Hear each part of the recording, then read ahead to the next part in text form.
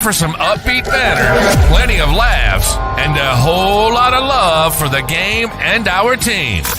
This is Buds and Blue Jays. And now your hosts, Riley McConnell and Jesse Burrell. Good afternoon, everybody. It is Monday, August 5th, and welcome to episode 200 of Buds and Blue Jays. I'm your host, Jesse Burrell, not joined by my co-host, Riley McConnell today. Riley's had some life issues come up, so we're going to let him work his way through that. But I am joined again by Jesse Turiso for 2 episodes in a row. It is Jesse 1 and Jesse 2. Jesse, welcome back. Big episode as we celebrate our 200th today. Glad to be here, and I've been following since day one. Now it's great to be part of this. And I'm ready for the ride that it's going to be. Absolutely. A lot of great milestones. Oh, that's right. We've got a long way to go from here going forward, too. And a lot to get to on this episode as well. We got our first looks at Joey Loperfido in this series. We got a good look at our new guy, Ryan Yarbourough. We got so much. And ultimately, it was a very exciting series against the New York Yankees. One the Blue Jays ultimately fell short to. A lot to get to on this episode, but I say we dive right in, Jesse. And before we really get into talking about the series that was against the New York Yankees, I want to take a bigger picture look here now that we're out past our trade deadline. And I want to see, what are the main storylines you are really following from the Toronto Blue Jays team as we get into late down the stretch in this season here? As I've been saying since the beginning of the year, and once we started struggling, just see how the kids play and see what kid will be part of this roster next year, and see how they can go on from the going forward, and see who could possibly be our stars for next season. Right. So give me an example. The one main one that I had here is that I really want to see Spencer Horwitz play more. I really want to see him develop. I want to see if Spencer Horwitz can prove without a doubt that he needs to be an everyday player next year. No, exactly. I was thinking Addison Barger or Burrow or even Davis Santos or Jimenez, who could be part of this team next year, or even someone who may even come up in September, like Bloss or Chad Dallas or someone like that that's still down there, or even the ancient man named Joey Votto that's down there.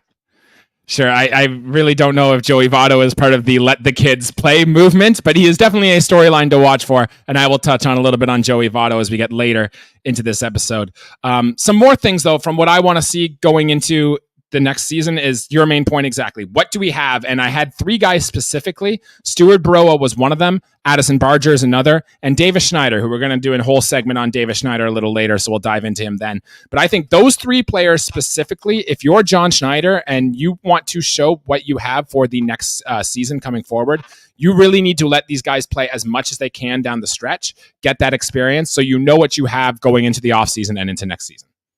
No, 100%. And definitely with Schneider, too, we've had a good sample size of him. But again, we're going to talk more about that a bit later. And then did you have anything else you're watching for? Maybe on the starting side, on the bullpen side, for what you want to watch down the stretch for this team? Well, I'm really not watching the bullpen because it's a tough watch. It's pretty painful. I'm definitely curious to see if Yarbourough Rodriguez is going to be a part of this rotation, or that's a big one. If there's anyone else that could be coming up, even from AA, that could surprise and push towards main roster spot for this year, or even during camp in March. Yeah, good call on Yarbourough Rodriguez. I think the biggest question you need to answer in these next 2 months is, can Yarbourough Rodriguez prove he is a starter that you need to put into your rotation next year? We'll talk a little bit later in this episode about John Schneider pulling him after 4 2/3 innings pitch, which seems really dumb and counterintuitive to me. But you need to know going into next year, hey, do I need to get 2 starters in free agency, 3 starters in free agency? If Yarbouroh Rodriguez can come out here and prove that he can be a good starter in this rotation, it's going to go a long way into helping ease things for the Toronto Blue Jays going forward. No, absolutely. If he's a big part of this rotation for the future, why are you making him not face some adversities, like going against Judge or Soto and having those challenges?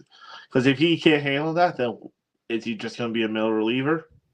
Right, and that's the thing. I understand pitch counts and limits and stuff, but he was at 72 pitches, and even if Juan Soto takes Yarbouroh Rodriguez deep for the 3rd time, you're still winning that game. I'm with you. Yarbouroh Rodriguez is a tough guy. He's a competitor. He wants to go out there. You saw how pissed he was leaving the mound too in game 3 of this series. And your bullpen isn't good, John Schneider. So I think your best option to win that game is to probably leave Yariel Rodriguez in there. Seems like a dumb move and maybe even hurting the development a bit of a young starter. No, exactly. It's like, why give it to the bullpen? Like, and even I remember a couple of weeks ago when you were at the Jays game and you texted me, it's like, why did they pull him so early? And I'm like, we were both baffled about that.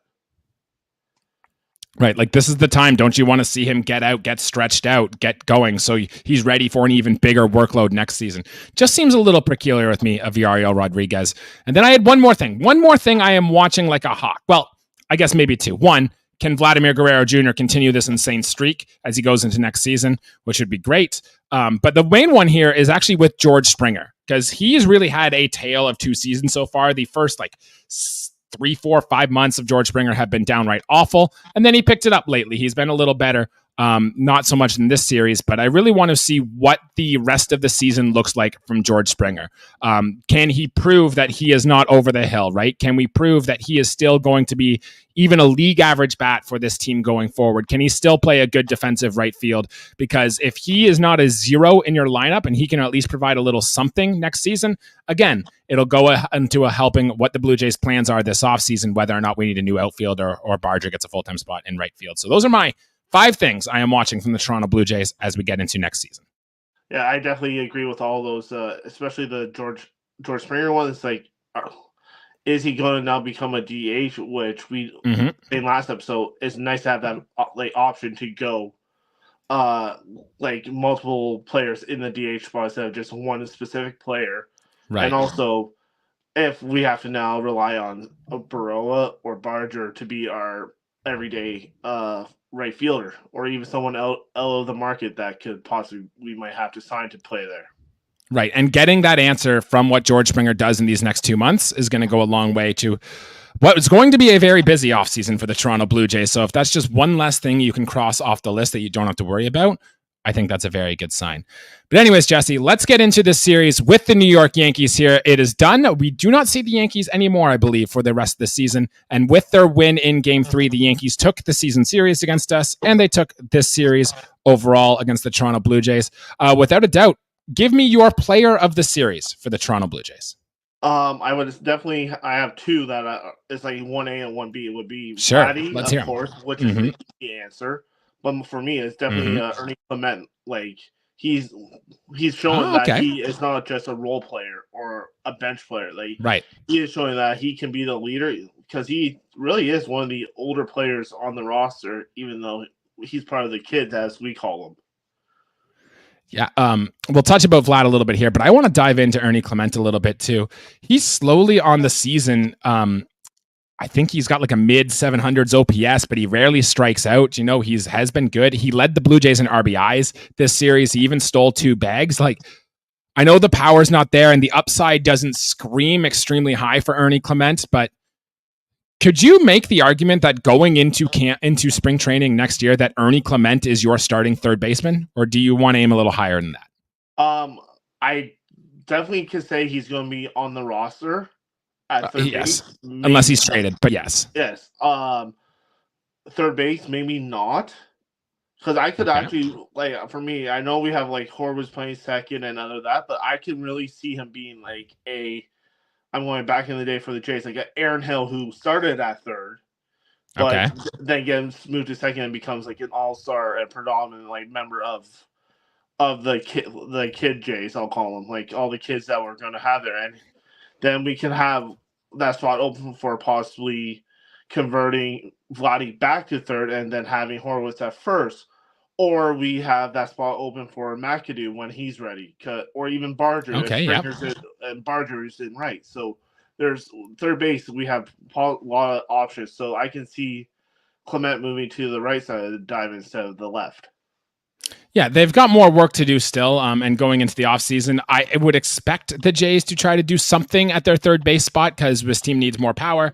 Third base seems like the obvious spot to do so. And maybe you put Ernie Clement into that Isaiah kind of Falefa role that we saw him playing at the start of the season, a guy who can give you some shortstop, play some third base. Hell, he could even pitch an inning or two, as we saw a few weeks ago for Ernie Clement. But I like it. He has definitely continued to impress. And overall, a good season for Ernie Clement. But Jesse, tell us about your other player of the series, Vladimir Guerrero Jr., who, oh man, this hot streak has been on. I've never seen anything like it from Vladdy. Take it away, my guy. No, exactly. Like this hot streak, even from like before the All-Star break to even now, it's crazy how like unconscious he is. Like he's in game genie mode, like where everything he does is a homer. But I do have one gripe about this series with him, which it's small, but I did not like it.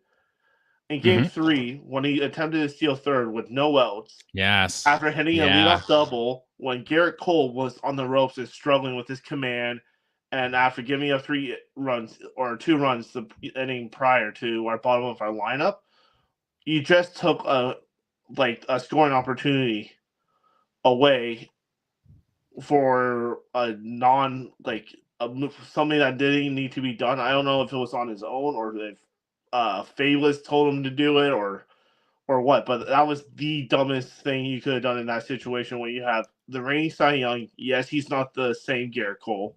On the ropes and giving him an easy out like that, because you had a lefty up. It's an easier throw for the catcher too. So it's just one of those moments where it's like, oh, there's the old Vlad. Yeah, if Riley McConnell were still here on the show right now, he would be fuming at making the first out of an inning at third base. It's one of those things you never, ever do. And since that, too, you brought it up. Like, the Jays were getting to Garrett Cole pretty good. After Vladimir Guerrero Jr. got caught stealing, he retired the next 11 batters in a row, albeit there was one hit by pitch in there. But Garrett Cole was dominant from that point forward, and that might have been the momentum changer. And ultimately, why the Blue Jays probably didn't add on any more runs and ultimately lost that game. It's the little things that we see from Vladimir Guerrero Jr. that if he ever is going to be like the best baseball player we know that Vladimir Guerrero Jr. can be, he needs to cut out on those dumb little mental mistakes. 100%. Like, it's just frustrating when you see him make those brain dead plays, even though he's been one of the best players in the league since beginning of June. And it's weird because he's been such a good hitter at the plate that we're starting this Vlad segment by kind of talking down on him a little bit. Like, his last 17 games, he's hitting 500. 500 batting average is insane. And even if you look at through the last 35 or 83 games, he has still got an OPS over 1,000 in all of them. His season WRC plus now, I believe, is 161, which is right on par with his MVP runner-up season in 2021. It's been fantastic. And it even got to the point where Aaron Boone in this series was even saying stuff like, I don't want to see that guy swing the bat. And yeah, they're getting mad with us intentionally walking Aaron Judge all the time, but they're kind of pitching around Vladimir Guerrero Jr. too. So Aaron Boone, famous hypocrite. Who knew? Right? Exactly. Well, he is a Yankee, so it's to be expected. But also another thing I saw on Vlad literally just before he came on was that him and Brett Rooker are tied for the most home runs since June. Oh, okay. Wow. He has more home runs than Judge, more home runs than Ozuna, Ohtani, some big home run hitters, and he is tied with Brett Rooker for 15 home runs since I believe it's June 20th. Damn. And remember all for the first few half of the season when we were talking about, hey, Vlad, where's the power? What's it going to do? It's here, and it's here with the vengeance. No, exactly. And it's like, if he did this all year, would he be up there with Judge with 40 plus or maybe even close to 50 already? It's very possible. He had 48 in 2021. His pace is probably right there. And I really do hope we see it next season in what will be a contract year for Vladimir Guerrero Jr. Jesse, I want to talk about another player. And this is really our first time we got an extended look at this player since we traded for him. But Joey Loperfido came into this series and he was hitting second for the Toronto Blue Jays. He was in there quite a bit. I'm impressed. He's made some good plays. He went 3 for 13 in this series. He hit a triple. He scored 3 runs. You'll get pitches to hit when you're hitting in front of Vladimir Guerrero Jr. right now. 7 strikeouts, which is not good. And 7 strikeouts in your 13 at-bats is not a good look for Joey Loperfido. So some good, some not so good from him in this series. What were your thoughts on what you saw from Joey Loperfido in his first real series with the Toronto Blue Jays? Well, that first at bat of the series when he pretty much almost went dead center homer. Yeah, it was close. Yeah, and I just saw that. I was just like, okay, I can mess with that, and then seeing the speed too, I was like, oh, is he gonna make inside the park? Because like Judge had to chase the ball, so I was like, it's just, and then Vladdy singles, gets him in. I'm like, I like him in front of Vladdy. Yes, he has the strikeout rate, but again, baseball today is strikeouts or homers. It's like now, but like even his defense, like you had him in left, you had him in right, you had him in center. This like the series, so it's like it shows his versatility, and like I feel like he could be one of our integral parts moving forward, like come next season and seasons in the future. And if he could get the strikeouts down and kind of do the Matt Haig, Ernie Clement school of hitting, okay, could be one scary lefty hitter, like with him and Horwitz, like the two lefties in our lineup. Yeah, that's going to be the big thing to watch from Loperfido. I like what I've seen so far. I love the bat speed. You know I'm a sucker for tools. Joey Loperfido has a ton of them, but he's got to cut down on those strikeouts, particularly on the fastball up. I think I know Garrett Cole struck him out on a fastball up, and it seems to be with his loopy uppercut swing. That's going to be the spot to attack Loperfido. So he's got to either force pitchers down in the zone to the pitches he can do damage with, or he's going to have to lay off that pitch altogether, and that is something I'll be watching very much from Joey Loperfido going forward. Did you have any other players, particularly on the position player side? We'll talk on Davis Schneider a little bit, but we got our first look at Luis De Los Santos in this series. Thought he looked pretty good. Did you have a thought on Horwitz, Varsho, any of the other players? It was nice to see Horwitz kind of get out of his little slump he's been in since after the All-Star break. Like, he isn't what he was when he first came up, but he's definitely starting to turn things around. Barger is really showing that he should be a part of the future of the Jays and not just a 4A type of player. De Los Santos, I was impressed by his plays at third, especially that one where he was like pretty much falling and had charging you hard. Like literally sent a cannon across the diamond. Like it almost looked like that one play, and a former Jay rival of Manny Machado when he was like falling, and he just gunned it. It's like, how did you like do that? Like, and he paid his dues in the minors. It's just a feel good story with him right now. Yeah, and anytime you can play good, solid defense, you can find your way onto a major league roster. And I think the Blue Jays, they value their run prevention, and Luis De Los Santos came in. I think he left a positive mark on John Schneider and the rest of the Blue Jays, and I'd imagine we'll see him probably get another start until at least Bo Bichette comes back and is healthy. Addison Barger, with you. This guy needs to play all the time. I really do think you need to see what you have in this kid. Hitting in the major leagues is hard. He showed some signs of life in that Baltimore series. I need to see him at third base or right field or even DH every single day, even against lefties, because you want to see, hey, can he hit these lefties? And I think it's very important that we see Addison Barger every single day. I'll be annoyed come tomorrow if he's not in the lineup. Oh, 100%. I agree on that. And one thing I really like about him too is the heart and hustle he has.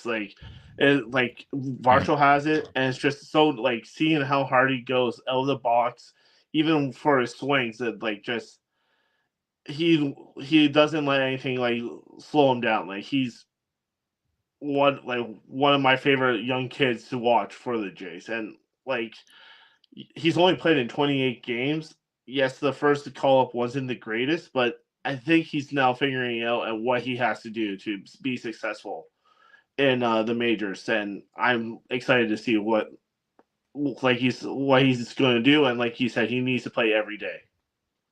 All right, Jesse, I am with you. Let's take a little bit here. Let's take 3 or 4 minutes, and I want to talk about Davis Schneider. It was his 1-year anniversary since his call-up in Fenway Park, and we know the Davis Schneider story. He went absolutely ballistic over his first few series in the big leagues last week, and he's kind of struggled so far this year.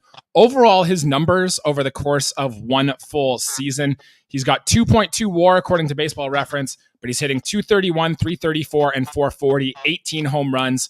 And again, a lot of that production came at the start of last year, getting into this year. What do we think about Davis Schneider? What type of player do we think he is? And is he still a core member of this Toronto Blue Jays going forward?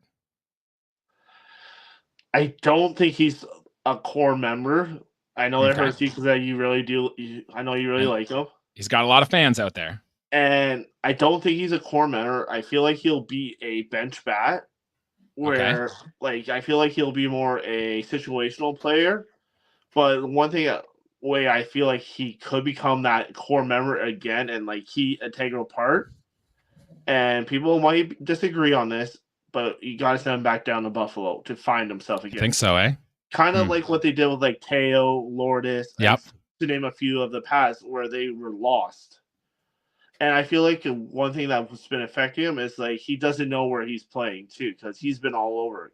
Similar to how Biggio got lost playing at third. Right. It's like he just needs to go down, get a reset, have some success, and use that for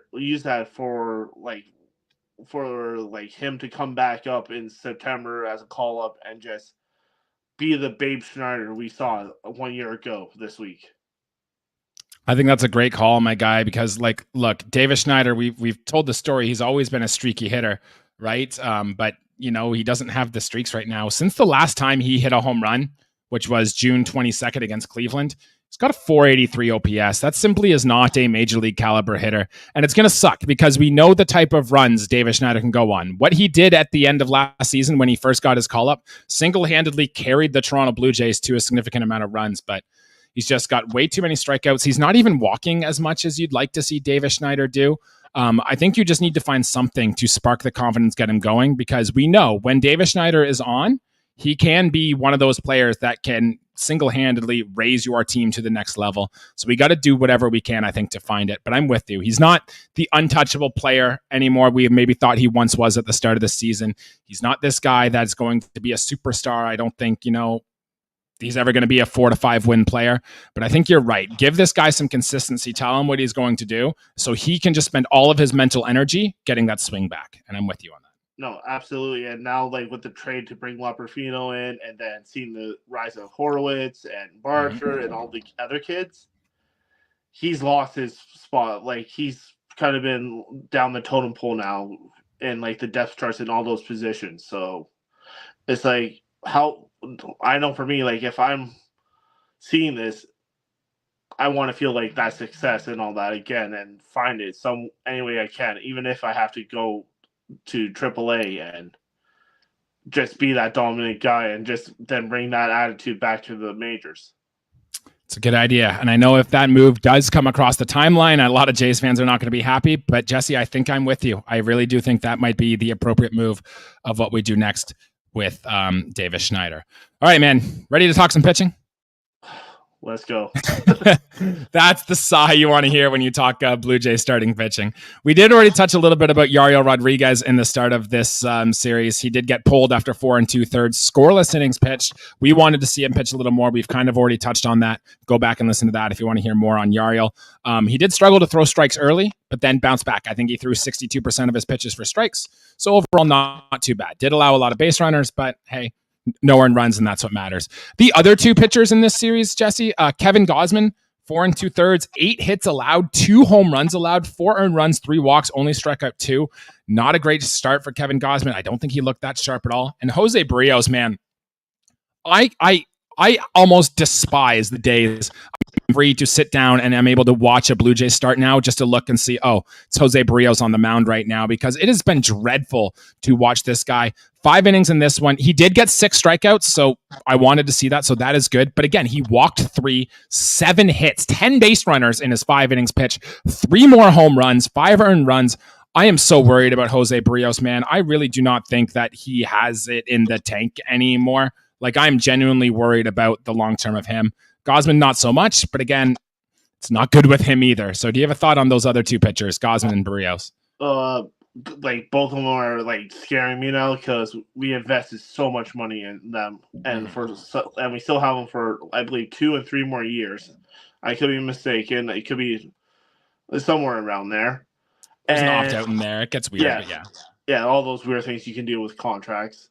But, like, I'm scared because they're supposed to be carrying our rotation. Same with Bassett, and none of them.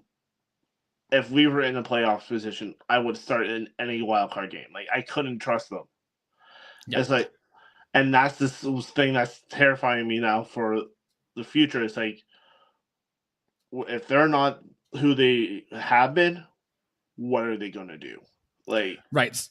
So good question then, because this makes me think if the Blue Jays' goal is to compete again in 2025, which we can discuss whether that's the right move or not, but that's their plan. And as of right now, with Kevin Gausman, Chris Bassett, and Jose Barrios, who will all be another year older next year, right? Is that good enough to be able to compete again? Yes or no? if they find themselves how they were in last season, sure. I think that's a big ask, though, right? It is. Just, and this is what scares me because we were so demanding and have so high demand for them from that previous year and now even into this year. We need help, and all our key help pieces, as we all think, are either a year or two away because of injury, or have gone elsewhere and signed those deals that could help us.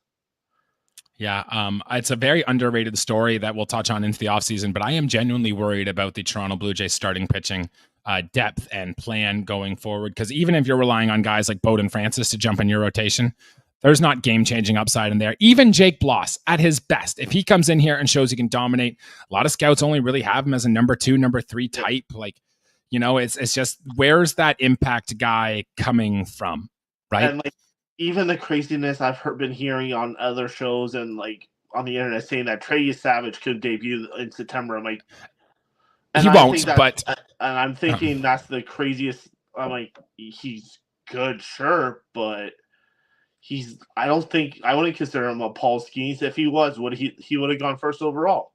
Yeah, and I think Shane Farrell even said that Trey Savage is not pitching again this year, or he's pitching very limited because he threw so many innings in college. So anyone who tells you Trey Savage is going to pitch in the big leagues this year is frankly just wrong.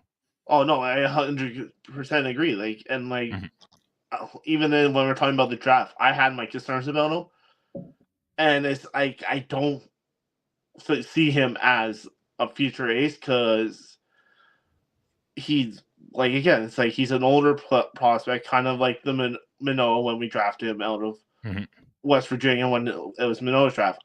If he was going to be that like ace or future of a rotation, he wouldn't have fallen down to 20 where we drafted him. Yeah, we talked about that when we had the draft. I think part of it was he had the collapsed lung in college, and maybe some people were scared of that and whatnot. But still, hey, we've been on this camp saying there's really no such thing as a pitching prospect anyway. And the fact that if you're believing in a pitching prospect, you are already a fool. And now, let's be real, we'll probably talk ourselves up through it in the offseason, and we'll see the first hype of him in spring training, and we'll get back to it. But that's where I think we should stand on the pitching prospects right now. Jesse, you sighed when I said let's talk about the starting rotation. Now I want to talk about the bullpen, and I can see that eye roll from here. And oh yeah, it's not going to be very good. I actually had in my notes typed out here, hey, our bullpen's bad, but I wanted to give us some credit because in game 1, hey, they went 4 1/3 innings pitched, only gave up 2 hits. In game 2, I don't think they gave up an earned run either. And then game 3 happened, and the Blue Jays bullpen fell apart yet again. All 3 of the runs, 4 if you count the Bowden Francis one in the 10th, and it looked tough. Brandon Littell, who I was going to give props to, hey, he came in, he looked really good. Walked all 3 batters he faced in game 3. Zach Pop got out of the inning and then allowed 2 more base runs. Genesis Cabrera gave up another home run. Chad Green looked great. That is A+. I will give it to Chad Green. Maybe some revenge on his mind going back to Yankee Stadium, but boy, this bullpen is down bad right now, as we kind of expected. Are there any signs of hope here for a good pitcher coming forward, going forward? None on our roster. Like, yeah, Cabrera's been good until till the Soto home run he gave up. But I guess the excitement could possibly be the guys down in Buffalo or New Hampshire, where like you have Hagen Danner, you have some of those young bullpen like pieces you've seen in spring training that you're like, who are they? But they might be those missing pieces, or we have to spend money on the bullpen, and you can never be guaranteed what you're going to get in a bullpen. Like look at Shoni Yamaguchi That's and the thing. Davis and all that. Right. Tyler Chatwood, who I thought was going to be good for a pen in that time. Brad Hand, you never know, right? What's going to happen with these pen guys. I did want to say, hey, Eric Swanson had a clean inning. Ryan Yarbourough, although he did give up an inherited runner, technically 3 batters faced, got 3 outs. So good to see that. I did notice this pen does have more lefties in it now than it did. Right. So we have Genesis Cabrera, Brandon Littell, Ryan Yarbrough. We do have some options from the left-hand side now, which is interesting. But if they're all bad, it's not really that interesting, So some options, I guess, for John Schneider to play with. Yeah, I've even noticed even in the offensive, like if you look at the roster for pitching, you got a lot more lefties, and even in our like batting order and bench, how many lefties there are. It's like it's definitely interesting that they're probably realized maybe we can't be right-handed heavy in every aspect. Right. And Ross Atkins did talk about that in his post-deadline press conference. So I want to touch on a little bit about that a little later. But that's maybe more of an off-season thing. Down on the farm, Jesse, not a ton to report, but I do have some big news, some maybe exciting news, is that I was going to say savior is probably the wrong word, but a great Canadian legend, Joey Votto, is playing with the Buffalo Bisons. He got his couple starts. He got the game-winning hit in his first game down there, and he hit a home run yesterday. Joey Votto in Buffalo hitting home runs. You'll love to see it. My question for you, man, is when do we get to see Joey Votto in the Toronto Blue Jays uniform? I have a funny thing that what I think is he'll be up for the Cincinnati series in Toronto. Okay, so that's the 19th, 20th, and 21st of August. Okay. Yep. Play against his former team, then call it quits. That's what I feel like. Just say goodbye to his whole team and play against them, and then go with his shopping cart and sit on his park bench like he did in the off season, and happy trails. I do like that for Joey Votto. I do think the story would be great if he wasn't going to make it up for Canada Day. That series at home against Cincinnati might be a very special time. But if he's already in Buffalo, he's already on a rehab assignment, I bet you it's probably earlier. We could see him maybe as soon as the Angels series when we go out west, maybe even at home against Oakland this upcoming weekend for Joey Votto, especially if there is an injury somewhere across the board. So I think we're closer than you might think of seeing Joey Votto, and maybe I'll ask around on Twitter to see if we can get an actual prediction for when he returns. Exactly. And I can't wait to see his social media post when he makes it to Toronto. Because if you got anyone's followed what he did during the offseason before he came to Toronto, it could be an entertaining one. It's a good one. I'm with you. I hope Joey Votto gets to break the news that he is coming back to the big leagues. One caveat, though, as we talked about early in the episode, how we really wanted to see the players like Addison Barger and like Spencer Horwitz keep getting more playing time. I don't want Joey Votto being on this roster to prevent that. Like if they are putting Joey Votto in the lineup at the expense of Addison Barger, I do not want to see that this year. Like I want to find a way to get them both in there because Joey Votto, great story. He's not going to be around when the next time the Toronto Blue Jays make a deep playoff run. No, totally agree. Like I feel like almost use him like Omar Vizquel when we had him on the Jays as like a player coach kind of like mentor.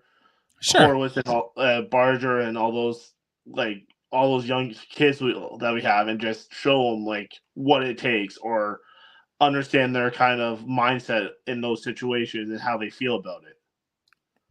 Perfect. Now, knowing how John Schneider runs this team, Joey Votto is probably going to be an everyday player, and it's not going to go well, and so be it. But that is what we think the Blue Jays should do with Joey Votto. Jesse, before I get into a little fun game I wanted to play here, because it is our 200th episode, and I wanted to celebrate with a little 200th episode questions. We do have a series coming up at home. We return home against the Baltimore Orioles. Now, on paper, the Orioles should have their way with the Toronto Blue Jays, and I think it would surprise nobody if they did exactly that. But what are you hoping to see from this Blue Jays team, specifically in this series against Baltimore? Maybe a player you want to see click, maybe a starter you want to see do well. What is it? I'll use a famous quote from Al Davis: "Just win, baby. Like win a game, make it competitive. Just win, baby." But we have a chance to play spoiler. Exactly, and that's what even though we're not in the playoffs, like you can ruin a lot of teams' playoff chances if you're facing them in any races, like to win a pennant or a division. Just win. That'd be great. But when it comes to players, I would love to see Aston Barger get some more playing time. See Loperfido, see how his lefty swing works in the Rogers Center, in our dimensions. I would love to see even see if the difference between the pitching and the Rogers Center compared to the road, I see if certain pitchers who I've noticed that have done better at home or struggle at home. If that continues? Yeah, it continues. Like Gosman, Bassett, and all our big dogs, they seem to struggle at home this year. So, those are the things I would definitely want to see, and hope maybe even say Josh Schneider fired, but that'd be. I think that's a dream at this point. I don't think if it hasn't happened already, I don't think it's going to happen now. My thing I want to see from this series is, look, even though it doesn't matter for this year, the starters that Baltimore is throwing at us this series, like Grayson Rodriguez, Dean Kramer, Trevor Rogers, we're probably going to see them again next year. So get these guys in, get these good at bats, especially for the younger guys who are going to be around next year, to get them reps against these guys, because next season, when the Blue Jays have desire to compete again, you want these guys to have reps against those pitchers, and it's only going to help them perform a little better. And plus, I want to see what Loperfido can do. I'm going to predict that he gets his first home run with the Toronto Blue Jays in this series, probably against Dean Kramer in Game 3.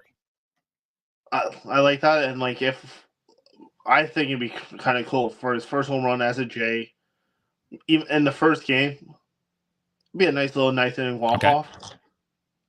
Get a nice little walk off. I'd like that. Just to be like this. I'm here, and even in his social media interview with the Jays, he's like, I was hearing during Canada Day, I saw how the fans were. I can't wait to be in front of them. And yes, it could be just to make him a fan, fans to like him, but we were there live. It was pretty loud there, singing when we were singing "Oh Canada" during the game. So, and he experienced that, so it should be interesting.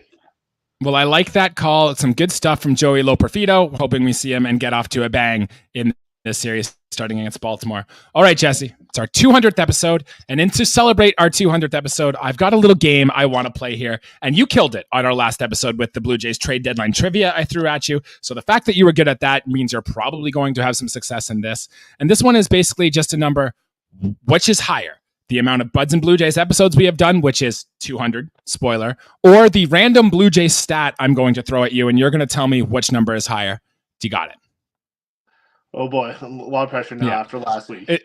It's going to be a lot of fun. It's some Blue Jays history. It's some to do with the current Blue Jays stuff. It's a lot of weird and wacky things, but I want to see how good your memory is in that memory bank. And if you are watching on YouTube or on Facebook or Twitter or anywhere you're watching, you can guess along too and follow along with us. But you ready to go? Let's go. All right. What number is higher? The number of home runs that Joe Carter hit as a Toronto Blue Jay, or the number of podcast episodes we have done? So basically the question is, does Joe Carter have 200 home runs as a Blue Jay or not?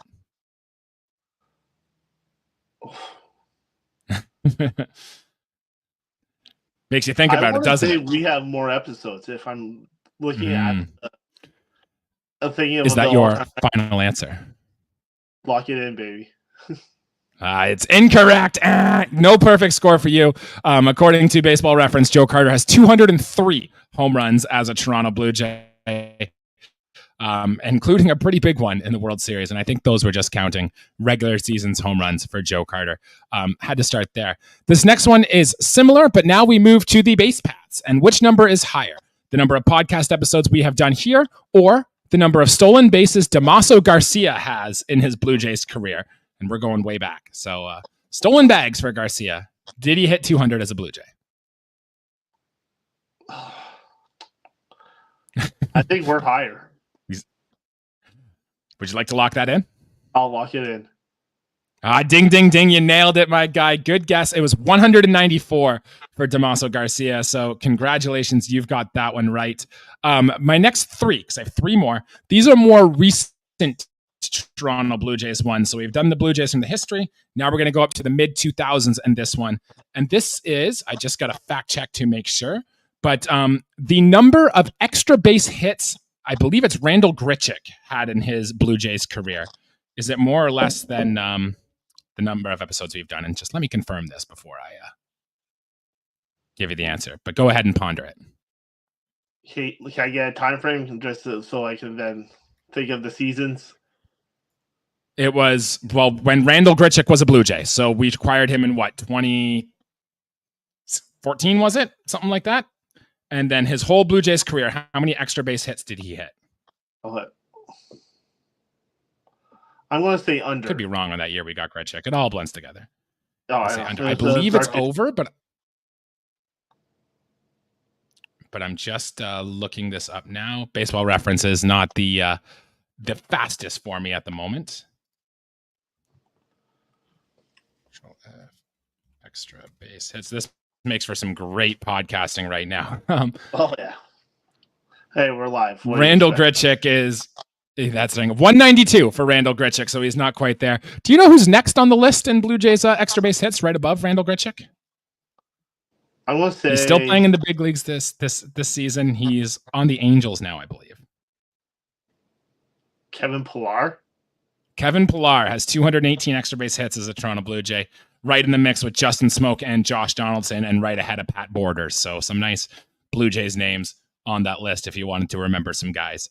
Yeah. And Jesse, I've got two more. This one was most recent, as we just said goodbye to Danny Jansen and our at the trade deadline this year. So I'm going to ask you, what number is higher? The number of RBIs Danny Jansen has, I guess, in his career, because he spent his whole career as a Blue Jay, or the number of episodes we have done? Okay, that's a... Just think, Danny Jansen's been here for probably 7-8 years, but he's also been injured for a lot of them. Never really hit super high in the order. And 1 year was COVID year. Yeah. So I feel like does he have 200? I feel like he has more than 200 RBIs. Would you like to lock that in? I'll lock it in. You're coming up with a storm, Bressy. That is correct. 214 career RBIs for Danny Jansen. So he did get there. A lot of that was his big season in the start of last year, but he got there this year. So congratulations, Danny Jansen. And my last one, Jesse, this is a team stat. So for the Blue Jays in team history, but what number is higher? The number of podcast episodes we've recorded, or the number of balks that the Toronto Blue Jays have in franchise history? Well, give me the tough one at the end. Mm-hmm. And if you can name the exact number of balks we've had, you're more of a sicko than any of us here, because I couldn't do it. I want to say we have less episodes than balks, because it's over almost 50 years of the Jays. Mm-hmm. I want to say if I can, we have. I'm going to say 201 for balks. You think it'd be that close? You are correct, by the way. There are more balks in franchise history than what we've done. 292 is the answer of how many balks the Blue Jays have had in team franchise history, which I thought, hey, was cool. I really only remember like 4 of them, as I guess balks aren't that memorable of a play. But hey, they happen, and I guess they've happened 292 times in franchise history. So good on you, Jesse. 4 out of 5, not too bad. Your trivia skills are still there. I'm sure Riley McConnell and others are all playing at home, trying to figure around. And if you got a perfect 5 out of 5, let us know in the comments, and maybe we'll bring back another segment like this in our next episode. Definitely Hall of Fame numbers for if this was baseball for a batting average. That's right. You're hitting 800, and if you count the 2 you got last time, man, you're almost as hot as Vladimir Guerrero Jr. is at the plate right now. So yeah, good stuff there. At least I know not to steal third with 0 L's. That's right. That's right. Well, maybe you could teach him something. Slide into those DMs, Jesse, and see what you can do for him. For Jesse Turiso, I'm Jesse Burrell. That is going to do it for the rest of our episode here today. We are hopeful to have Riley McConnell back on our next episode coming Thursday to recap the Baltimore Orioles series. Jesse, anything else you wanted to shout out? You wanted to plug anything just before we get out of here today? Yeah, check all our socials, and if you want to interact, feel free to interact with any of us. And I think we look pretty good for 200. I think we do. All right. Here's to 200 more. Until next time, let's go Blue Jays. Thanks, guys, and let the kids play. Amen.